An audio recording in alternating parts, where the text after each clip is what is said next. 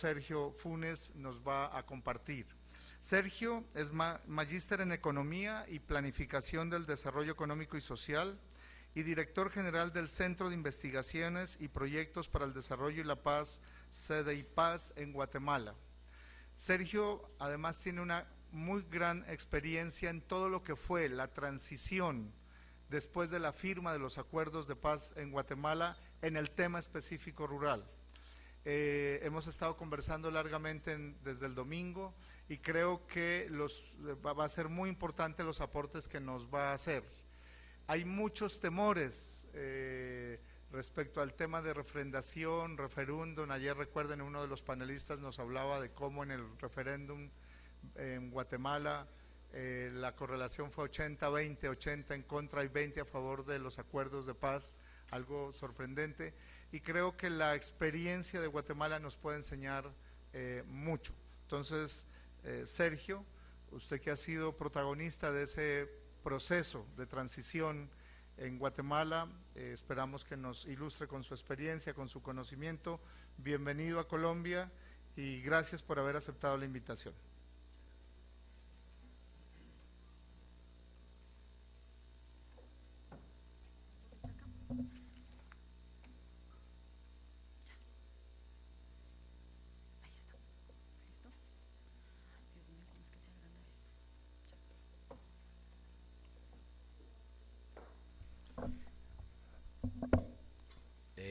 Muy buenos días. Muy buenos días, estimados jóvenes, colegas, compañeros, dirigentes de las organizaciones indígenas, campesinas, sociales. El día de hoy vamos a tratar de compartir con ustedes un poquito la experiencia de lo que fue, de alguna manera, yo he titulado un poquito el tema conflicto armado, acuerdos de paz y desarrollo rural en contextos interculturales, la experiencia de Guatemala. Ahí estamos. Y básicamente la idea es compartirles algunas experiencias sobre los procesos vividos. Nosotros sabemos que Colombia es un país que está justamente saliendo de un conflicto armado interno histórico, y que de alguna manera las lecciones generadas en procesos similares, especialmente en América Central, pueden contribuir a tener una interpretación de lo que puede de alguna manera funcionar, aunque los contextos son diferenciados, pero creemos que hay algunas lecciones que pueden ser importantes. En términos muy generales, tal vez así como una pasadita, al igual que el resto de países de América Latina, ¿verdad? Desde la invasión en la época colonial a los países de Centroamérica,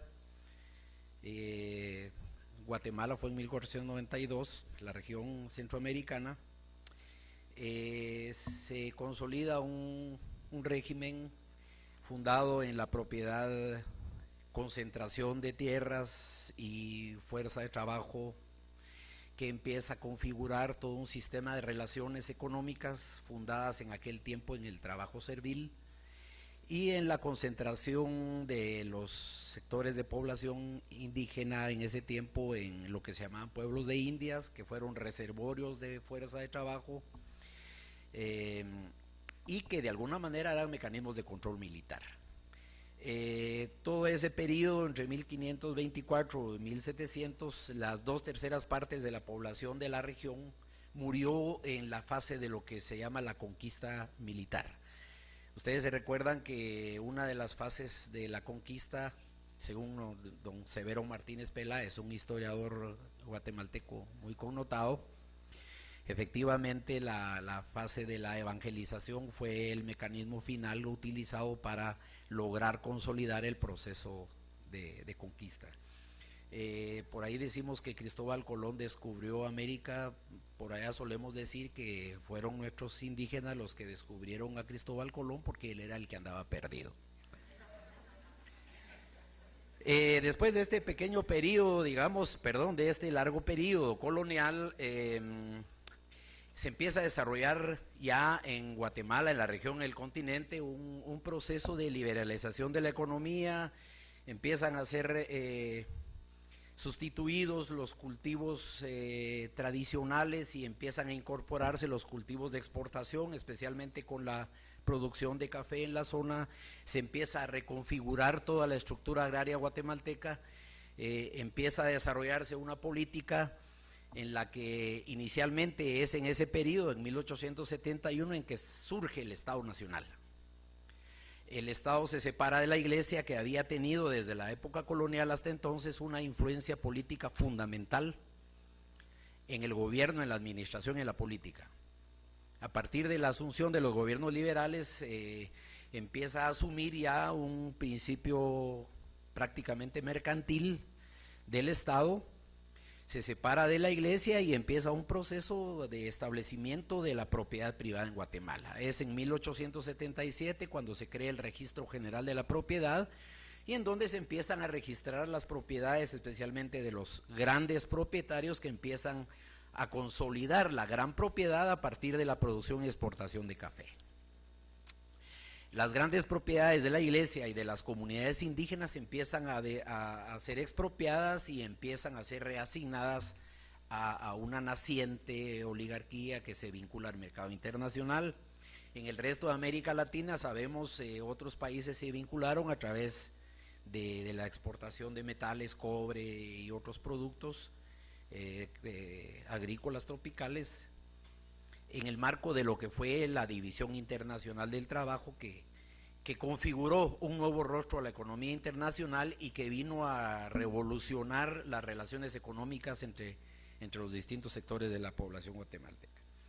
Y en Guatemala, a partir del año 1900, empieza a abrirse la economía a partir de toda esa dinámica del mercado internacional a las inversiones extranjeras y especialmente a las inversiones norteamericanas. Estados Unidos empieza entonces a establecer inversiones importantes en la región, y hay gobiernos liberales que abren las puertas y les otorgan grandes cantidades de recursos, tierras y derechos a empresas especialmente norteamericanas.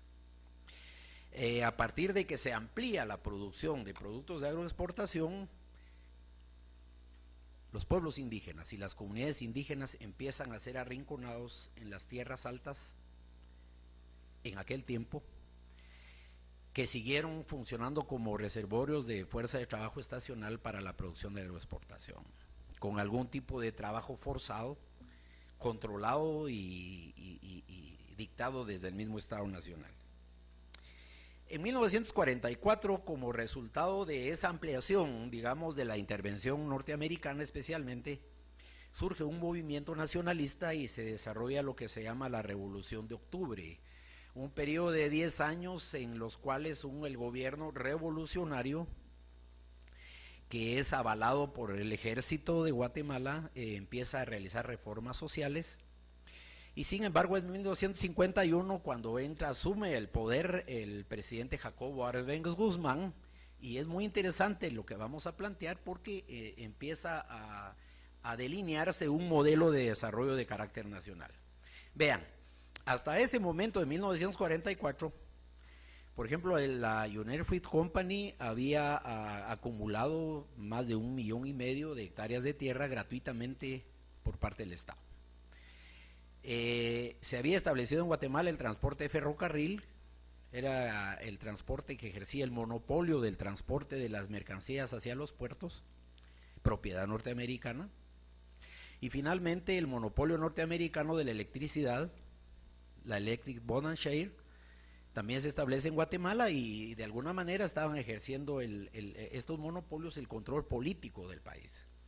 Cuando entra Jacobo Arbenz Guzmán, literalmente abre las carreteras hacia los puertos para desactivar el monopolio del transporte, impulsa un decreto para la reforma agraria, que constitucionalmente en la Constitución de 1945 se hablaba ya de desarrollar una reforma agraria para impulsar el desarrollo industrial capitalista en Guatemala. No se habla de una reforma agraria confiscatoria y socialista y comunista. Se hablaba de una reforma agraria que tenía una lógica muy importante en el modelo de desarrollo económico. Y en ese tiempo, pues ni modo, de la reforma agraria surge la autonomía universitaria, el seguro social, y naturalmente el mismo gobierno de Estados Unidos, a través de la Central de Inteligencia Americana, hay estudios, testimonios y documentos sobre ese proceso. Se trae por los suelos la Revolución de Octubre, se retoma el poder por parte de otro sector del ejército con una invasión que entra desde Honduras, y literalmente se recupera el 100% de las tierras reformadas, se devuelven a sus antiguos propietarios, y la historia continúa. El conflicto armado. En ese contexto empiezan a surgir descontentos dentro del mismo ejército de Guatemala, y esto es importante. El movimiento guerrillero surge en las filas del ejército. En 1945, prácticamente cuando entra el gobierno de la revolución, nace el Partido Comunista, un partido de intelectuales, de políticos que mantienen una posición abiertamente comunista. No es una expresión armada, pasa a la clandestinidad cuando entra la contrarrevolución. Sin embargo, en 1960 surge el primer movimiento guerrillero armado, de un grupo de oficiales jóvenes y sus tropas en el oriente del país, que se van a las montañas e inician la guerra revolucionaria, para retomar los principios de la Revolución de Octubre. En 1968 surge una nueva organización que se deriva de la primera, que es el Ejército Guerrillero de los Pobres, la organización más grande, más beligerante en Guatemala. En 1971 se funda la Organización del Pueblo en Armas, ORPA, en el occidente del país, y que aquí me interesaría señalar de que esta organización tiene algunas connotaciones de carácter indígena, excepto Rodrigo Asturias, que es hijo del Premio Nobel de Literatura, Miguel Ángel Asturias. 3 dirigentes indígenas son los fundadores de ORPA. Y por eso se explica que durante el proceso de negociaciones de paz sea ORPA la que abandera y sostiene un poco el componente cultural indígena y étnico en todos los acuerdos de paz. Y finalmente en el 1982 las 4 organizaciones se agrupan en algunos de sus componentes para impulsar lo que era la Unión Revolucionaria Nacional Guatemalteca. ¿Por qué mencionamos esto? Un poquito para que tengamos el contexto en que surge la guerrilla guatemalteca. Elementos importantes: eran 4 organizaciones con planteamientos políticos distintos, con orígenes distintos, con el fin de cambiar, transformar la sociedad, pero incluso con métodos de lucha muy diferenciados. De tal manera que como todos los contextos nacionales son distintos, en el caso de Guatemala es relevante mencionar de que justamente hay las diferencias entre estas organizaciones. El costo humano de la guerra, pues efectivamente, ustedes han escuchado de Monseñor Juan Gerardi, el director de la Oficina de Derechos Humanos del Arzobispado de Guatemala, hizo una investigación y más o menos estimaron estos costos humanos de la guerra. Para que saquen alguna proporción, Guatemala es un país que tiene hoy 15 millones de habitantes, creo que es más o menos la tercera parte de lo que tiene Colombia, me corrigen, por ahí, tercera parte, y el territorio guatemalteco tiene una extensión de 108.000 kilómetros cuadrados. Proporcionalmente no tengo idea, imagino que Colombia es muy grande.